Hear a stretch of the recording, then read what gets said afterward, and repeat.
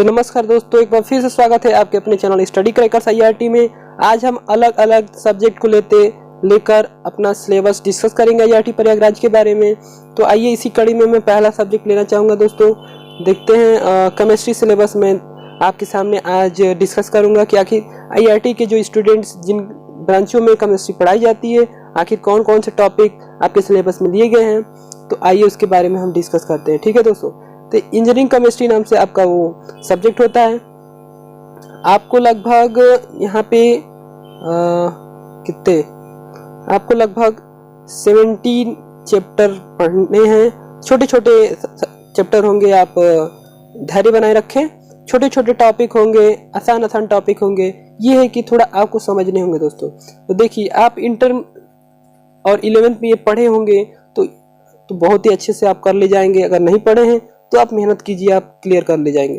तो देखिए, पहला आपका चैप्टर होता है सॉल्यूशन। सॉल्यूशन को बोलते हैं विलयन दोस्तों। तो यहाँ पे आपको concept of normality, molality and mole fraction of the solution with numerical problems, ये आपको टॉपिक पढ़ने होंगे। अब हिंदी वालों के लिए मैं बता दूं कि यहाँ पे नॉर्मलता, मोललता और ये सब सॉल्यूशन से संबंधित, मतलब विलयन से संबंधित कुछ न्यूमेरिकल होंगे आपको। तो ये सब टॉपिक आपको इस चैप्टर में पढ़ने हैं। चलिए अब नेक्स्ट चैप्टर की तरफ चलते हैं। ऑक्सीडेशन एंड रिडक्शन, मतलब ऑक्सीकरण एवं अपचयन। ठीक है दोस्तों, इस सब्जेक्ट में, मतलब इस चैप्टर में आपको ऑक्सीकरण अपचयन से संबंधित कॉन्सेप्ट पढ़ने हैं। कैसे क्या होता है, आपको आयनिक समीकरण बनाने होंगे और आयनिक जो आयनन का जो ऑक्सीडेशन नंबर होता है वो आपको निकालने होंगे। ये सब रिलेटेड इसमें सब्जेक्ट, इस टॉपिक को आपको क्लियर करने होंगे। यही सब छोटा छोटा टॉपिक रखा गया है। कोई ज़्यादा मतलब हार्ड यहाँ पे टॉपिक नहीं किया गया कि आप कहीं फंसे। बहुत ही आसान से आप पढ़ सकते हैं। बाकी आप जुड़े रहिए, आप रेगुलर क्लासेस लेते रहिए आईआरटी प्रयागराज में। टीचर्स वहाँ के बहुत ही अच्छे हैं, आपको टॉपिक क्लियर करा देते हैं। अगर रही कहीं कसर अगर छूट जाती है तो बुक से कॉन्सेप्ट क्लियर कीजिए। आप ऑनलाइन हमारे यहाँ आइए, और बाकी भी चैनल है, मैं बाकी चैनलों का भी सपोर्ट करता हूँ। तो उन सब सब्जेक्ट से आप अपना सब्जेक्ट क्लियर रखें दोस्तों। ठीक है, अब देखिए, केमिकल इक्विलिब्रियम मतलब रासायनिक साम्य नाम का एक चैप्टर होता है। तो इसमें आप पढ़ेंगे रिवर्सिबल एंड इरिवर्सिबल रिएक्शन। ठीक है, law of mass action, equilibrium constant, KC and KP जो कि एक केमिस्ट्री का टॉपिक होता है। तो इसमें आपको ये बहुत ही इंपॉर्टेंट होता है। केसी और केपी में संबंध निकालने के लिए एग्जाम में देता है। इसको आप जब आप पढ़ेंगे तो इसको अच्छे से पढ़ लेंगे। क्योंकि मैं आईआरटी प्रयागराज से जुड़ा हुआ छात्र रहा हूँ, या मतलब एक कड़ी रहा हूँ आईआरटी प्रयागराज का, तो मैं इसलिए मैं इस सब जानकारी समेटे हुआ हूँ। बाकी हमारे यहाँ के स्टूडेंट्स, हमारे टीचर से बातें होती रहती हैं, तो हमें ये सब डिस्कस होता रहता है।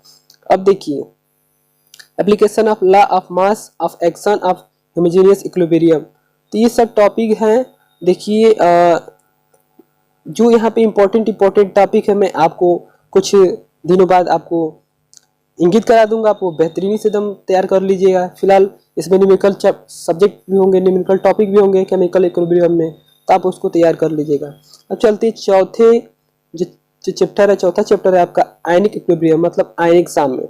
तो आपको आयनिक साम्य के अंतर्गत पीएच वैल्यू निकालनी है। कॉन्सेप्ट ऑफ पीएच वैल्यू, मतलब पीएच वैल्यू का कॉन्सेप्ट क्लियर करना है आपको। Determination of pH value of solution bye electromagnetic method. ठीक है, यूनिवर्सल इंडिकेटर मेथड। तो ये सब मेथड से आपको पीएच वैल्यू निकालनी है, जो कि आपके सिलेबस में आपको ये पढ़ने होंगे। ठीक है, acid and basic buffer solution and their pH value and numerical problems. ठीक है, क्षार अम्लीय विलयन के पीएच वैल्यू निकालने होंगे आपको इस आयनिक इक्विलिब्रियम के अंतर्गत जो चैप्टर है। अब देखिए, पांचवा चैप्टर आपका हो जाएगा कोलाइडल स्टेट ऑफ मैटर। ठीक है, तो आपको पदार्थ की कोलाइडी अवस्था जो कि चैप्टर होती है, ये चैप्टर मैं बता दूं केमिस्ट्री जो आईआरटी प्रयागराज का सिलेबस है बहुत ही इंपॉर्टेंट है दोस्तों। इसको आप अच्छे से पढ़िएगा। Concept of colloidal and its type, different system of colloid methods of preparation of colloid solution. तो ये रही कोलाइड के बारे में आप पढ़ेंगे। कोलाइड विलयन क्या होता है, कोलाइड विलयन बनता कैसे है, ये सब प्रक्रियाएं हैं इसके अंतर्गत डायलिसिस, इलेक्ट्रोडायलिसिस, ये सब प्रॉपर्टीज के बारे में आपको पढ़नी होगी। स्पेशल रेफरेंस ऑफ एजर्प्शन और ब्राउनी गति के बारे में पढ़ना होगा, टिंडल प्रभाव के बारे में पढ़ना होगा, टिंडल इफेक्ट, ठीक है। स्कंदन, कोगुलेशन को शायद स्कंदन बोलते हैं, ये सब आपको टॉपिक पढ़ने हैं। Protection and protective colloids, protection and protective colloids होता है। संरक्षी विलयन ऐसे कुछ होता है। इमल्सन, इमल्सन होता है। Types, preparation, properties and uses. Emulsion एक कोई पदार्थ होता है, इसके बारे में आपको पढ़ने होंगे। Application of colloid chemistry, colloid chemistry की क्या उपयोगिता है, क्या एप्लीकेशन है, क्या प्रयोग है, ये सब इस चैप्टर में आपको पढ़ाए जाएंगे। कोलाइडल स्टेट एक बहुत ही अच्छा चैप्टर है आपके नज़रिए से। अब इसके बाद 6वां सब्जेक्ट हो जाएगा आपका इलेक्ट्रोकेमिस्ट्री। तो इलेक्ट्रोकेमिस्ट्री में आप आर्हेनियस थ्योरी पढ़ेंगे, ये पोस्टुलस थ्योरी पढ़ेंगे, electrolysis and law of electrolysis, ये लॉ है आपको पढ़ना है। इंडस्ट्रियल एप्लीकेशन ऑफ इलेक्ट्रोलिसिस, मतलब इंडस्ट्री में आपका इलेक्ट्रोलिसिस का क्या प्रयोग है। इलेक्ट्रोप्लेटिंग, इलेक्ट्रोप्लेटिंग के बारे में, इलेक्ट्रो रिफाइनिंग के बारे में कि मेटल को कैसे शुद्ध किया जाता है, तो ये सब जानकारियाँ इलेक्ट्रोकेमिस्ट्री में आप पढ़ेंगे। Redox reaction and electrode potential of metals, single electrode, standard single electrode, standard hydrogen electrode, मतलब मानक अपचयन विभव, मानक विभव, ये सब हिंदी में मैं बता रहा हूँ। मानक अपचयन विभव मेरा अच्छा टॉपिक रहा है, मतलब मुझको ये पढ़ने में बहुत अच्छा लगता था। इसके बाद आपका होता है नर्स समीकरण। नर्स समीकरण आपका होता है मेजरमेंट ऑफ इलेक्ट्रोड पोटेंशियल, ठीक है। मानक विभव का मेजरमेंट करते हैं हम लोग। ईएमएफ ऑफ इलेक्ट्रोकेमिकल सेल्स, ठीक है। जो वैद्युत रासायनिक सेल है उनका ईएमएफ कैसे निकालते हैं, उनकी मेजरमेंट हम करेंगे, ठीक है। Electrochemical series and its application, fuel cells, ईंधन सेल के बारे में जानकारी लेंगे, ठीक है। And lead acid storage cell, सीसा संचायक सेल, ठीक है दोस्तों। फिर न्यूमेरिकल प्रॉब्लम्स होंगे, ये सब जानकारी, मतलब ये सब चैप्टर इस सब टॉपिक में, ये सब टॉपिक इस सब्जेक्ट में आपको पढ़ने होंगे, ठीक है दोस्तों। अब देखिए नेक्स्ट चैप्टर है जो आपका 7th चैप्टर, वो है एक्सप्लोसिव एंड प्रोपेलेंट्स, ठीक है दोस्तों। तो एक्सप्लोसिव मतलब शायद ये होता है जैसे बम वगैरह, जो बम होते हैं पटाखे, ये एक्सप्लोसिव के अंतर्गत आते हैं। प्रोपेलेंट्स, ठीक है। तो आपको क्लासिफिकेशन, सब classification, application of explosive with examples पढ़ने हैं। फिर ऐसे ही करके आपको प्रोपेलेंट्स के बारे में पढ़ना होगा, ठीक है।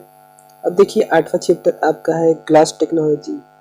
तो इस चैप्टर में आपको ग्लास से रिलेटेड टॉपिक पढ़ने होंगे, ठीक है।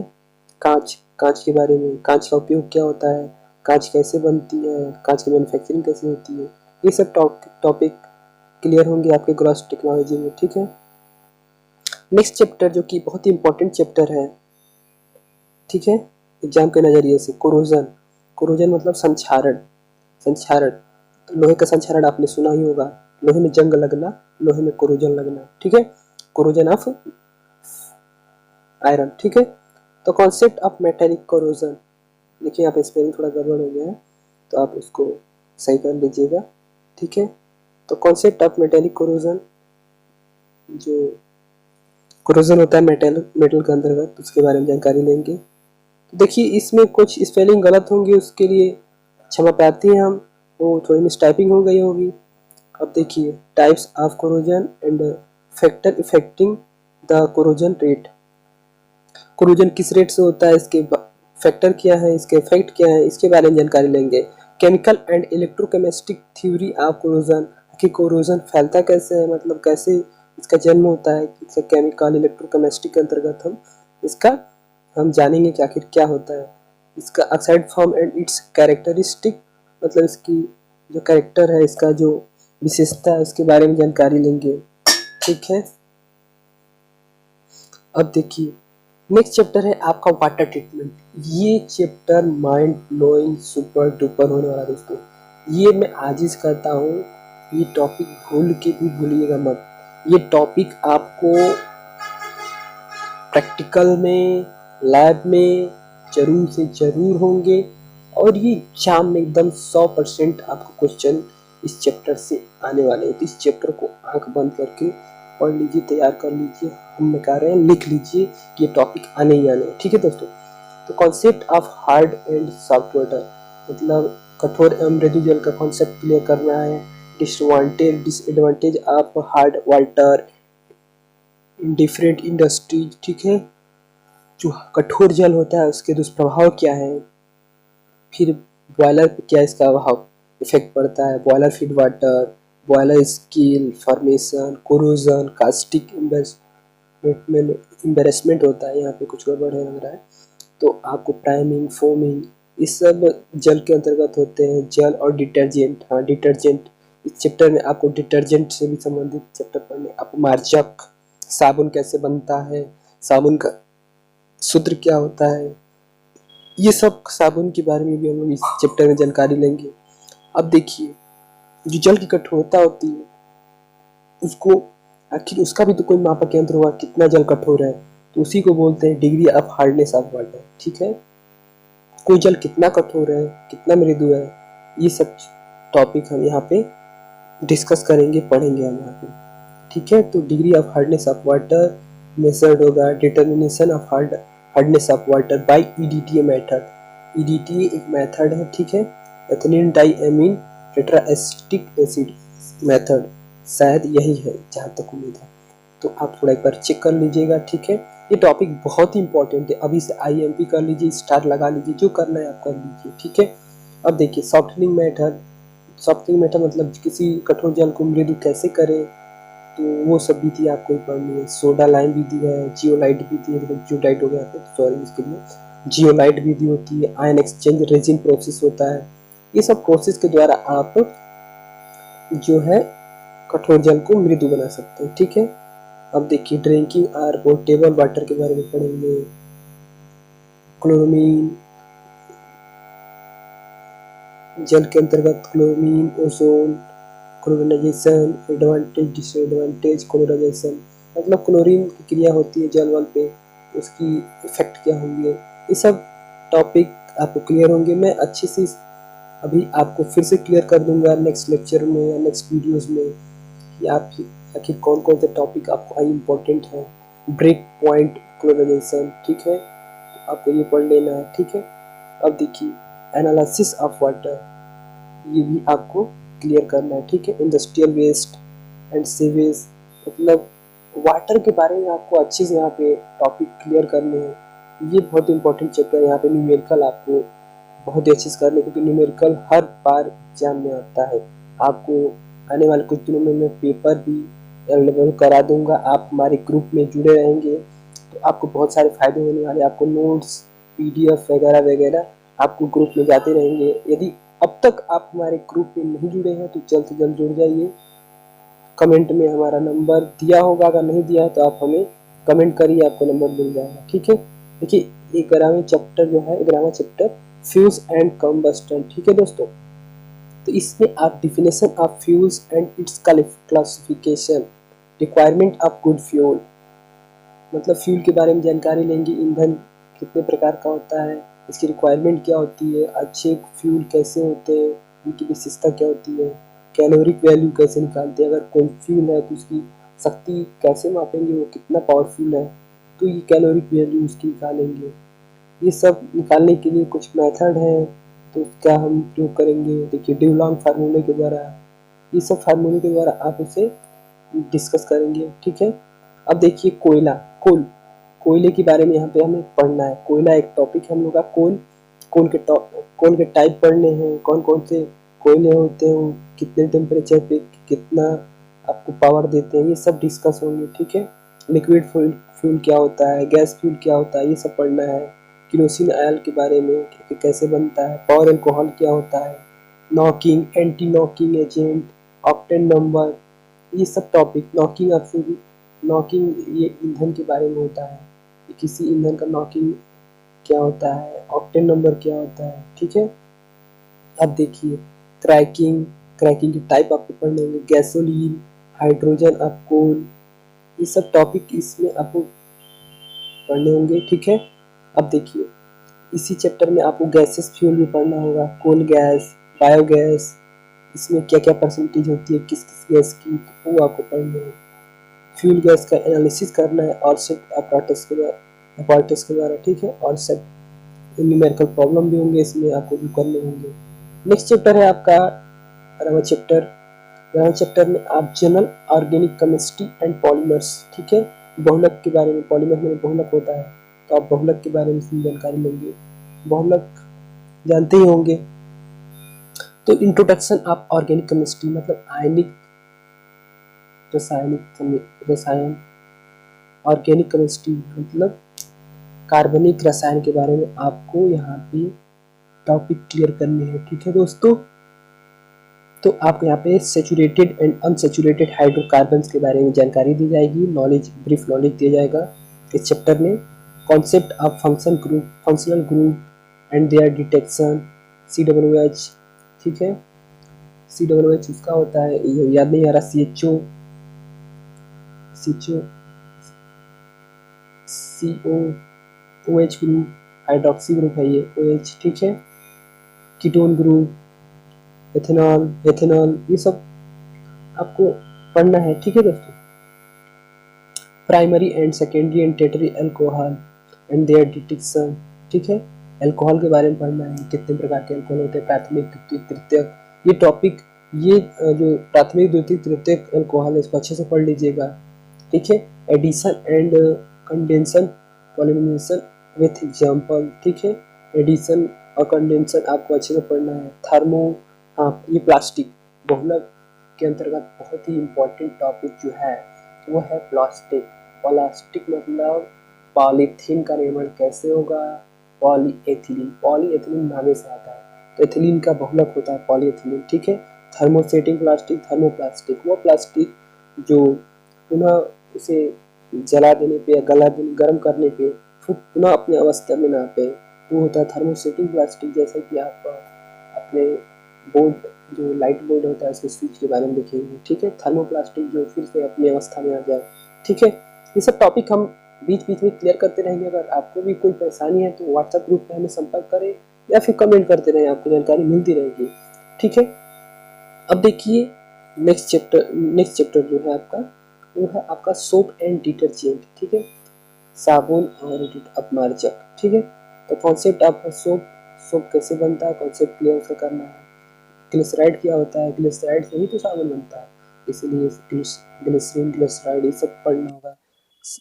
सेप्निफिकेशन, साबुन बनने की क्रिया को साबुनीकरण कहते हैं, उसी को इंग्लिश में सेप्निफिकेशन कहते हैं। ठीक है, साबुनीकरण की वैल्यू क्या होती है मतलब वो पढ़ना है आपको, आयोडीन वैल्यू वो पढ़ना है, एसिड वैल्यू वो पढ़ना है, मेथड ऑफ सोप प्रिपरेशन मतलब सोप को आप कैसे तैयार करते हैं वो मेथड इस चैप्टर में आपको डिस्कस होंगे।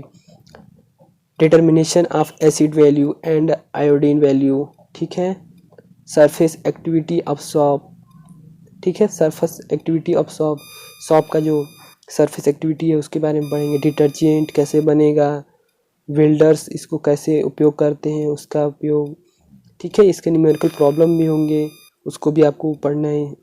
ठीक है, अब आपका 14वां चैप्टर है आपका लुब्रिकेंट मतलब हो जाता है आपका स्नेहक। ठीक है, तो इसमें फ्रिक्शन एंड वियर डिफिनेशन पढ़ना है, फिर classification, function and mechanism of action of lubricants and example मतलब लुब्रिकेंट के सब मैकेनिज्म, फ्रिक्शन, वेक्रेशन ये सब आपको क्लियर करने हैं। Properties of lubricating oils and greases, cutting fluids and selection of lubricants, ये सारे टॉपिक जो आपको हैं लुब्रिकेंट में जानना होगा। ठीक है, एडहेसिव मतलब एक तरह से कह सकते हैं बंधक, जिस प्रकार कोई गोंद होता है उसी प्रकार उसी को एडहेसिव बोलते हैं। ठीक है, definition and advantage of adhesive, factors क्या होते हैं एडहेसिव के, क्लासिफिकेशन क्या होता है, एग्जांपल्स क्या होते हैं, यूजेस क्या होता है, ये सब टॉपिक एडहेसिव में चैप्टर में क्लियर होंगे। ठीक है, नेक्स्ट चैप्टर आपका 16वां चैप्टर है फर्टिलाइजर्स एंड इंसेक्टिसाइड्स। ठीक है, फर्टिलाइजर्स मतलब जानते ही होंगे आप, ये खाद खाद जो होता है ये एक फर्टिलाइजर्स है, ठीक है। तो आप इसमें आप concept of fertilizers, types, example, uses and method of preparation of fertilizers, ठीक है। Concept of insecticide and their classification with example, ठीक है। ये सब टॉपिक थे। और लास्ट चैप्टर आपका बहुत ही इंपॉर्टेंट होने वाला है दोस्तों। इसको कोई भी अच्छे से पढ़ लेता है, लेकिन इसमें नंबर उठाना बहुत ही मायने रखता है दोस्तों। ये हर बार एक एग्जाम में आता है, तो इसको अच्छे से तैयार रखिएगा, अपना टॉपिक क्लियर रखिएगा। पॉल्यूशन एंड इट्स कंट्रोल, मतलब प्रदूषण और उसको हम लोग कैसे कंट्रोल करेंगे, ये टॉपिक अभी से वेरी इंपॉर्टेंट कर लीजिए। कॉन्सेप्ट ऑफ इन्वायरमेंटल पॉल्यूशन, मतलब कॉन्सेप्ट पर्यावरण प्रदूषण के बारे में कॉन्सेप्ट क्लियर करना है। स्पेशल रेफरेंस क्या है एयर पॉल्यूशन की, वाटर पॉल्यूशन की, general approach air pollution and ये सब पॉल्यूशन की। तो पॉल्यूशन एक इम्पॉर्टेंट चैप्टर रहता है। तो ये सब थी आपके IIT प्रयागराज की केमिस्ट्री के सिलेबस। इसके बारे में रिलेटेड जानकारी मैंने आपको दिया। नेक्स्ट वीडियो में अनदर सब्जेक्ट की जानकारी मैं दूंगा। तो बाकी आपको भी कोई दिक्कत आ रही हो, आपका सब्जेक्ट कोई नहीं समझ में आ रहा हो, तो आप हमें कमेंट करिए, कोई भी डिस्कस कीजिए, आपको पूरी सहायता की जाएगी। ज़्यादा नहीं बोलूँगा, अब मैं भी चलता हूँ, थोड़ा थक चुका हूँ। पानी वानी हम भी पी लें। मिलेंगे नेक्स्ट वीडियो में, नेक्स्ट लेक्चर में। तब तक जय हिंद, जय भारत।